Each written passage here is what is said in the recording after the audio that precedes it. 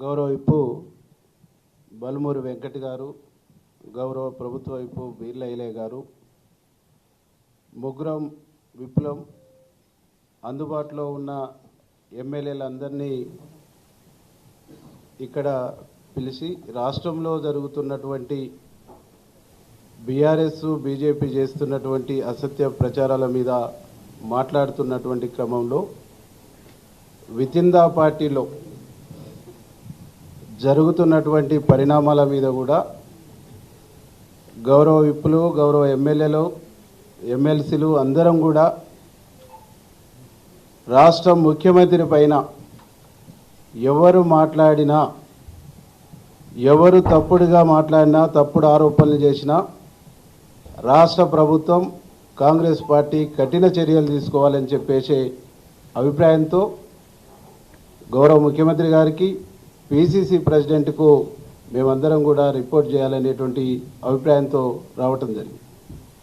అంటే కాంగ్రెస్ పార్టీలో ఉంటున్నటువంటి వ్యక్తులు ఈరోజు రాష్ట్ర అధినేత సీఎం నిర్ణయాన్ని తప్పుపట్టడం అంటే, ఈ నిర్ణయాన్ని తప్పుపడుతున్నటువంటి వ్యక్తులు, నిర్ణయాన్ని వ్యతిరేకిస్తున్నటువంటి వ్యక్తులు ఈ పార్టీలో ఉండే నైతిక అర్హత లేదనేటువంటి ఒక అభిప్రాయాన్ని కూడా మేము రావటం జరిగింది.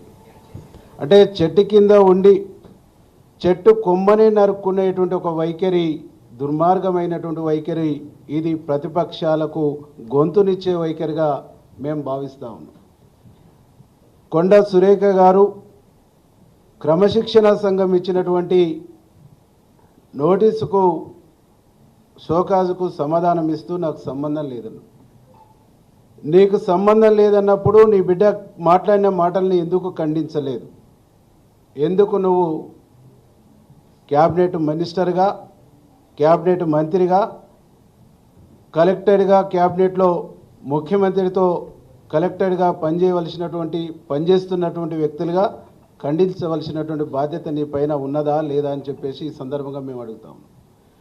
మీరు చేస్తున్నటువంటి తప్పుల్ని, మీరు అనుసరిస్తున్నటువంటి తప్పులకు, మీరు మాట్లాడుతున్నటువంటి తప్పుడు భాషకు ప్రభుత్వం, ముఖ్యమంత్రి మూల్యం చెల్లిస్తుండ్రు. కానీ మీరు మాత్రం ఆ పదవిలో ఎంజాయ్ చేస్తూ మీ ఎంటర్టైన్మెంట్లో ప్రభుత్వాన్ని, పార్టీని ఇబ్బంది పెట్టేటువంటి ఒక ప్రయత్నం చేస్తున్నారు అనేటువంటి విషయాన్ని ఈ సందర్భంగా మేము గుర్తు చేయదలుచుకున్నాం. కాబట్టి సమంత విషయంలో మాట్లాడినా, ఏ విషయంలో మాట్లాడినా ఎప్పుడూ మీ భాష పార్టీకి తలనొప్పిగానే ఉంది, పార్టీకి తలనొప్పి తెచ్చేటువంటి విధంగానే ఉంది, పార్టీకి నష్టదాయకంగానే ఉంది, పార్టీకి నష్టం కొని తెచ్చేటువంటి విధంగానే ఉన్నది.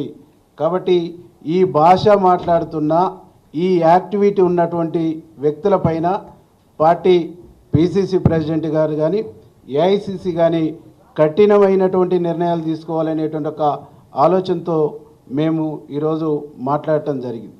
మేమందరం కూడా ఒకటే కోరుతా ఉన్నాం.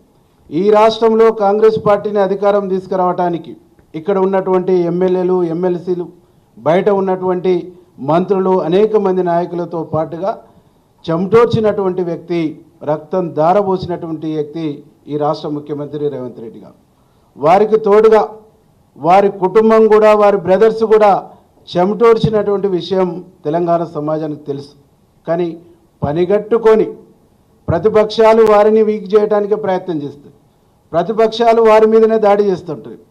వితిన్ ద పార్టీలో ఉన్న కొంతమంది వివిధ జిల్లాలలో కావాలని ప్రభుత్వాన్ని, ముఖ్యమంత్రిని వీక్ చేసేటువంటి ఒక దుర్మార్గమైనటువంటి ఆలోచనతో పనిచేస్తూ ఉన్నారు. వారిపైన కఠినమైనటువంటి వైఖరితో, కఠినమైనటువంటి నిర్ణయాలు పార్టీలో ఉండాలని చెప్పేసి మేము పార్టీని కోరబోతా ఉన్నాం. దాంతోపాటుగా గౌరవ ముఖ్యమంత్రి గారు కూడా మేము విజ్ఞప్తి చేస్తూ ఉన్నాం. ఇట్లాంటి వ్యక్తులు పార్టీకి, ప్రభుత్వానికి నెత్తినొప్పిగా తయారైనటువంటి వ్యక్తుల్ని ప్రభుత్వం నుంచి, ప్రభుత్వ బాధ్యతల నుంచి తప్పించాలని కూడా మేము గౌరవ ముఖ్యమంత్రిని డిమాండ్ చేస్తూ ఉన్నాం. కాబట్టి ఎవరైనా పార్టీలో అంతర్గత ప్రజాస్వామ్యం ఉన్నప్పుడు పార్టీ వేదికలలో మాట్లాడుకోవాలి, సంబంధించినటువంటి వేదికలలో డిస్కషన్ చేయాలి, వారి అభిప్రాయాన్ని సంబంధించిన వేదికలలో స్వేచ్ఛగా మాట్లాడుకునేటువంటి అవకాశం ఉన్నప్పటికీ కూడా ఆ స్వేచ్ఛ మితిమీరిపోయి మైక్ దొరికితే బదట్ల ఛాయిస్ వస్తే ఊగిపోయేటువంటి నేచరు, ఊగిపోయేటువంటి వైఖరు అది ఎవరు ప్రదర్శించినా అది పార్టీ నిబంధనలకు, పార్టీ నియమాలకు విరుద్ధమైనటువంటి చర్యగా మేము భావిస్తూ గౌరవ ముఖ్యమంత్రి పైన ఎవరు అసత్యమైనటువంటి ఆరోపణలు చేసినా, వితిన్ ద పార్టీలో తప్పుడు పద్ధతుల్లో మాట్లాడినా, ఏకవాక్యంతో సంబంధించిన పదాలు వాడినా కానీ ఉన్నటువంటి ఎమ్మెల్యేలు ఎవరు కూడా చూస్తూ ఊరుకోము అనేటువంటి ఒక విషయాన్ని ఈ సందర్భంగా మేము గుర్తు చేస్తాం. వీళ్ళ భాష మూలంగా, వీళ్ళు మాట్లాడుతున్న విధానాల మూలంగా కార్యకర్తల్లో, ప్రజల్లో అనేక రకాల ఇబ్బందికరమైనటువంటి అనుమానాలు, అపోహలకు గురి అయ్యేటువంటి ఒక పరిస్థితి ఉన్నది. కాబట్టి కొట్లాడి సాధించుకున్నటువంటి రాష్ట్రం 10 సంవత్సరాలు దొంగల పాలైంది. ఆ దొంగల పాలైనటువంటి రాష్ట్రాన్ని, దొరలు చెరబట్టినటువంటి రాష్ట్రాన్ని ఇవాళ ప్రజల పరం చేసినటువంటి, ప్రజాప్రభుత్వం ఏర్పాటు చేసినటువంటి గౌరవ ముఖ్యమంత్రి గారు ఒక విజన్తో ముందుకు పోతూ ఉంటే, ఒక విజన్తో ఈ రాష్ట్రాన్ని అభివృద్ధి పదంలో తీసుకుపోతూ ఉంటే ఇలా మాట్లాడే భాష కరెక్ట్ కాదని చెప్పేసి ఈ సందర్భంగా మేము గుర్తు చేస్తాం. ఒక పార్టీ సభ్యుడు కానటువంటి వ్యక్తి, అనామకులైనటువంటి వ్యక్తి మా ఎమ్మెల్యేని పట్టుకొని అడ్డగోలుగా మాట్లాడటం అంటే ఇంతకంటే నీచమైనటువంటి లంపెన్ కల్చరు బహుశా ఎక్కడ ఉండదు. ఒక రాజకీయ కుటుంబం అనుకున్నప్పుడు రాజకీయ విలువల్ని పాటించాలి, రాజకీయ పద్ధతులను పాటించాలి, రాజకీయ గౌరవాన్ని కాపాడుకోవాలి. కానీ ఒక లంపెన్లాగా, తాగుబోతుల్లాగా బజార్లకు వచ్చి మాట్లాడటం అంటేనే అది బజార్ కల్చరు, బజార్ సంస్కృతి ఇది తప్ప Congress party culture, Congress party సంస్కృతి కాదు అని చెప్పేసి ఈ సందర్భంగా మేము గుర్తు చేస్తాం. గౌరవ ముఖ్యమంత్రి పైన ఇప్పటి వరకు మీరు మాట్లాడినటువంటి మాటలకు బహిరంగంగా క్షమాపణ చెప్పాలి. బహిరంగంగా క్షమాపణ చెప్పకుంటే ఈ రాష్ట్రంలో ముఖ్యమంత్రి గారిని అభిమానించేటువంటి లక్షలాది మంది ఆగ్రహానికి మీరు గురిగాక తప్పదు అని చెప్పేసి హెచ్చరిస్తాం.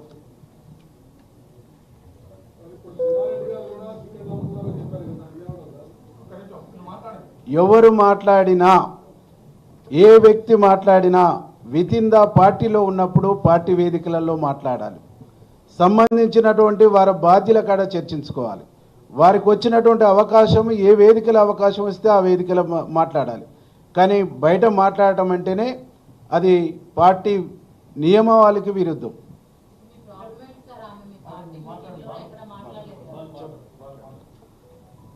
మీడియా మిత్రులందరికీ నమస్కారం.